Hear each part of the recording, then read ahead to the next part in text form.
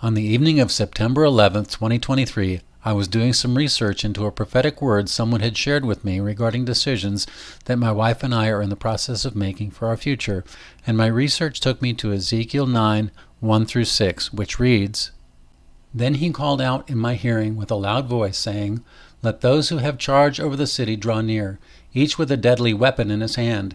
And suddenly 6 men came from the direction of the upper gate, which faces north, each with a battle axe in his hand.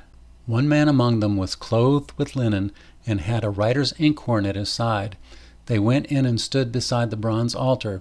Now the glory of the God of Israel had gone up from the cherub, where it had been, to the threshold of the temple.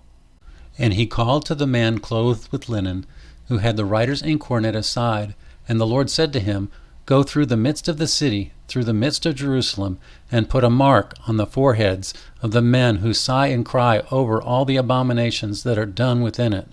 To the others he said in my hearing, Go after him through the city and kill. Do not let your eye spare, nor have any pity.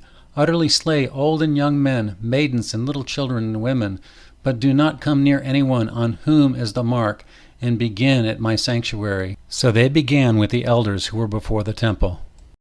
As I studied the Hebrew for the word mark in this verse, I noticed it was the word tav. Interestingly, tav is also the name of the last letter of the Hebrew alphabet. The earliest form of Hebrew lettering used the symbol of the cross to write this letter.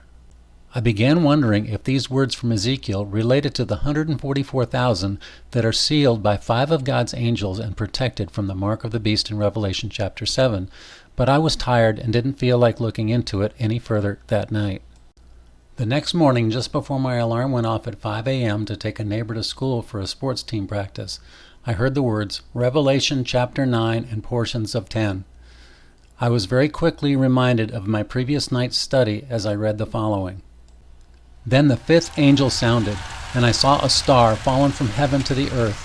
To him was given the key to the bottomless pit, and he opened the bottomless pit, and smoke arose out of the pit like the smoke of a great furnace. So the sun and the air were darkened because of the smoke of the pit. Then out of the smoke locusts came upon the earth, and to them was given power, as the scorpions of the earth have power. They were commanded to not harm the grass of the earth, or any green thing, or any tree, but only those men who do not have the seal of God on their foreheads. I don't know about you, but it seems very clear to me that the sealing, the mark that saves people from the locusts that come out of the bottomless pit, and whatever plagues those locusts represent, is coming to a saving knowledge of Yeshua, Jesus, our Messiah. If you have not yet repented of your sins and asked Yeshua to forgive you and cleanse you from your unrighteousness, I would strongly encourage you to do that today. Doing so will open the gates of God's heavenly abode to you for all eternity. God bless you all in Yeshua's name. Thank you for watching, and please like, subscribe, and share this video.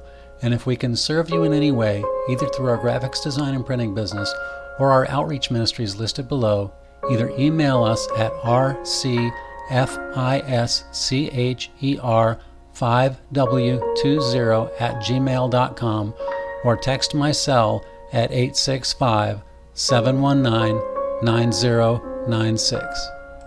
Our ministry services include pro-life and motivational speaking, post-abortive healing, mental health coaching, as well as addiction and grief ministry. If you would like to support our small but growing channel or connect with us via Facebook, you can do so through the information in the description. Again, God bless you abundantly in Yeshua's name.